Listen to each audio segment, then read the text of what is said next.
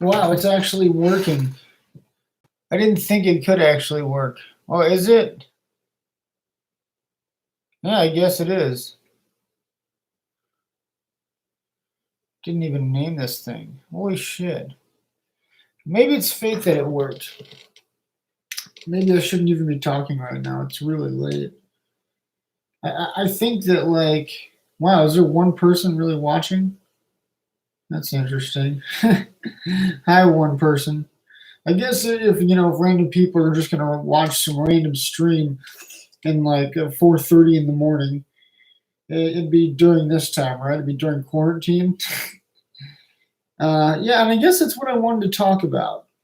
Like, do you think that one positive side of this current crisis that we're going through as a country is that people are going to realize the social isolation that they've been putting themselves in? Like, we all are aware that we live in a time where people don't make small talk as much anymore. People don't, yeah, it's like because of like technical smartphones and everything like that. Like the way we do social interaction has changed. And a lot of people say that we've become more shut off and more isolated. And there's different perspectives on that. Like the other side to that, where, like, I mean, people obviously have found new ways to connect with people that they've lost. It's not all social isolation, but taking into account the negative effects that technology has had on our society in terms of being a force to isolate people and like keep people in their own homes in their own comfort zone. Like, do you think that when it comes to what we're going through right now, where there's actually legal sanctions saying that we can't go anywhere, that we can't enjoy being out in public, that we can't have these social interactions, that people are really going to realize the purpose of them? That what if there comes a day, right, when we're out, when you're out, like on the bus or at Walmart or waiting in the doctor's office, and you realize something's a little off. You don't know what it is. Then you look around the room and you realize that almost no one's on their smartphone, that everybody's talking to each other, that everybody's saying good morning and asking how their day's going and asking how their mom's doing and all that shit's going on. And you realize that it's because those people have been through a time where they remember where they didn't have the option to go to the doctor's office or go to Walmart or whatever, to be around each other, where they were forced inside their homes. Is that one positive of this? Like, what and what do you guys say to the idea that it's also really going to make people rethink what's important politically? Because I mean, if you go through a crisis where like you don't even know if you're going to get your basic resources, that might motivate people to vote in the next election. You know, wow, that's really embarrassing. But that might motivate people to vote in the next election. That might motivate people to say, hey, you know what? I've never really paid attention to the news before or politics before, but maybe this time I'm actually going to look into who's running, and I'm going to take time out of my day to go down there and have my say. And I think that for myself, like I've always been a very like withdrawn person to a certain extent. I think that I am pretty charismatic. I'm pretty funny. I do have the ability to be like the life of the party, and I am like kind of quick in a certain way. But I also enjoy being alone. I really do get more stimulation when I'm by myself, and I feel happier when I'm by myself. I feel like there's almost like this relief of like I don't have anybody that I have to really impress right now. I don't have anybody who I might be making bored, or might be acting one way and thinking another way. Just like the basic like insecurities that we all have as human beings whenever it comes to socializing, like just questioning people's motives, like wondering if they're having a good time wondering if you're having a good time. I mean, being alone, you're kind of free from all that. And for myself, I think can be a wonderful opportunity to let my imagination kind of just fester, and think of really creative ideas and just listen to the same song over and over again. Like really express myself in a way that you can't when you're not around other people. And I think that a lot of people, hopefully creative people, are taking this opportunity to say, you know what? Like now that I have all this time on my hands, I'm going to realize how much I've just been throwing away my time. They're going to look at like that amount of time it takes to watch an episode of Breaking Bad or Tiger King on Netflix and say, holy shit, that's 40 minutes. 40 minutes of my time. Like I could be doing that. I could be doing what I'm actually meant to be doing, something that's a talent or nurturing a talent or indulging in a gift, and I think that like whenever there's a radical change in how we live, like a lot of people are experiencing now, there's going to be in some ways okay, I don't know. Yeah, I guess whenever there's a radical change, there has to be some good that comes with that. And I don't mean to be like just like vacuously optimistic, if vacuous is the right term. Like I understand it's easy to say, hey, everything's going to be okay. No, I don't believe that. You know, what are some other things I want to get off my chest when it comes to coronavirus? I guess the other thing that I'm sort of questioning right now is like, do you think that it being an election year, right? How people say it might be a means to control how many people can get to the polls. Do you think that in effect, just presuming that coronavirus is still in some way impacting our daily life at that point, could actually be like a good thing based on what I said a second ago about how people might even get more politically motivated? Like I mean, I see those like shitty memes where it shows like I don't know, like it basically makes fun of the whole $1,200 a month stimulus package, and that's like and then those memes just kind of illustrate a very real problem of what we're facing in our economy. And I think that I'm hopeful that like we're going to live in a time of greater participation. Like man, maybe greater hysteria and people freaking out will always lead to greater participation. And I've almost been ranting for 10 minutes here. Like I I said I'd do a 22-minute show. Like, and now that I got it up and going, I'm afraid to even stop. So stop. Why the fuck did I say it like that? I'm gonna see if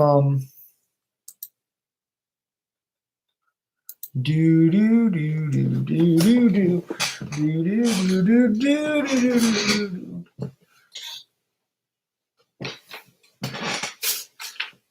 Oh fuck me. Yo, my fan, where you at? If there really is someone watching it, write a comment, bro. Or don't. If you don't like me, don't say anything. Don't be discouraging. It would hurt my feelings. I think I might be the one person that's watching. Well, no, because it went down to 0. But let's see.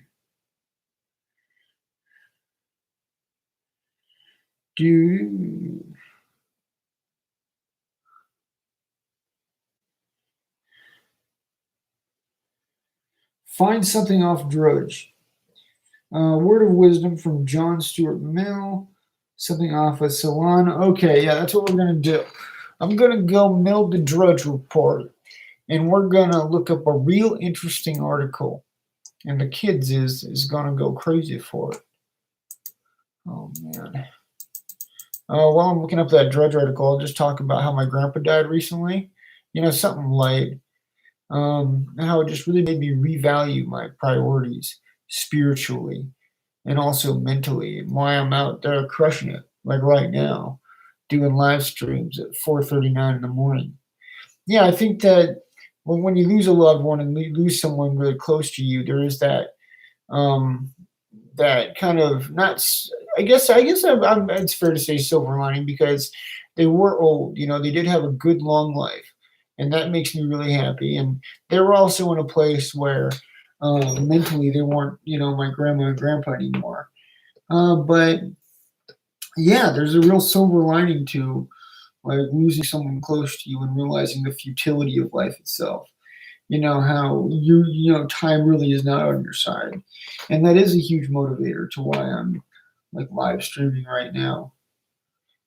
you know um and I think that just saying that, like, I don't know what it is, but like I feel more comfortable like saying it to a camera. Like there's something very cathartic about it. Like it's very it's a very strange therapy, to just say like, look at that light, and it's like it's cleansing because I'm no longer holding it in.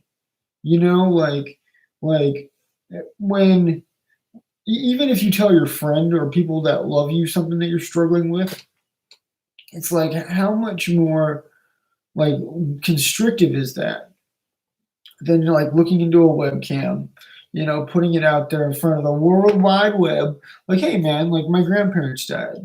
Like these are my thoughts on that, and yeah, and I just saying that, like that little tidbit, it just feels like not like a weight's been lifted off my shoulder, but like I don't know, like maybe I'm just like dirty, you know what I'm saying? And like it's kind of like this experiment, like I remember from Sunday school where they like showed like a dirty glass of water and they like squirted some shit in it, and like the water went like clean. It was like that's your life with Christ.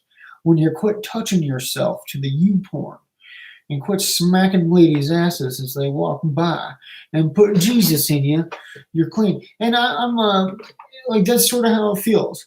It's kind of like that light, that webcam is sort of my savior.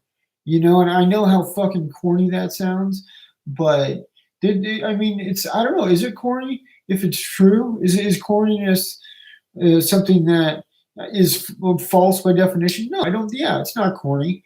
Like this is very much like saving me right now.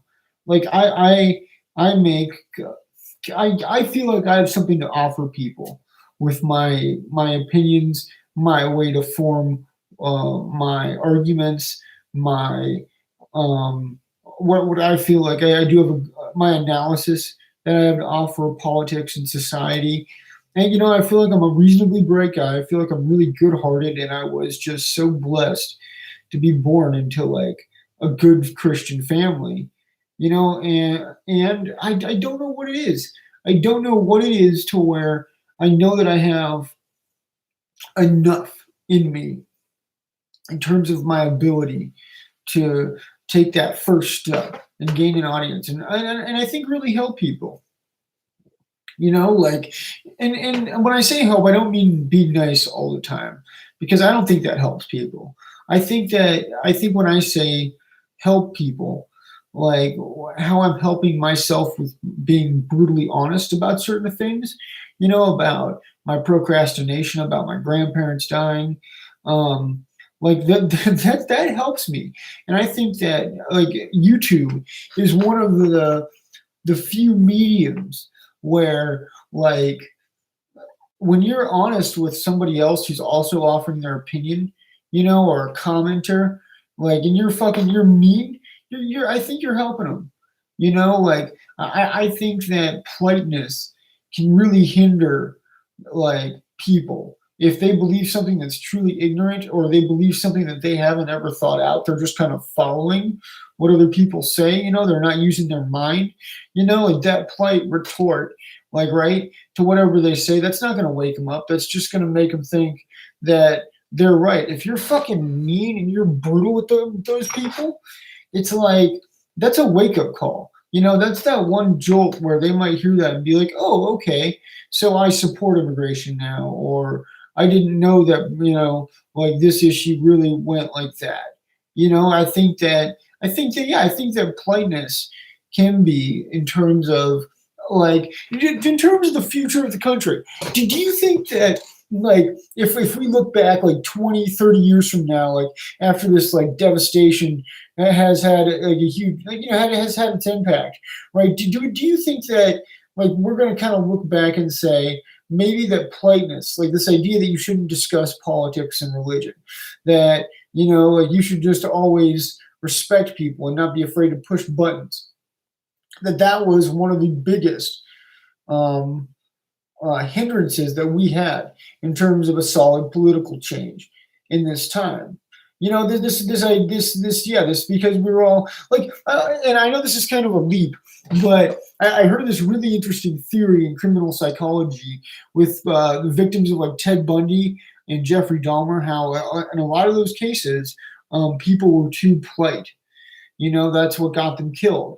Like they gave off a bad vibe, like, you probably shouldn't, but we're all basically compassionate creatures, and does that compassion that we have for one another kind of contribute to a silence and also an ignorance, just a general ignorance amongst the populace, right? It's like, okay, and by the way, is the populace really ignorant then?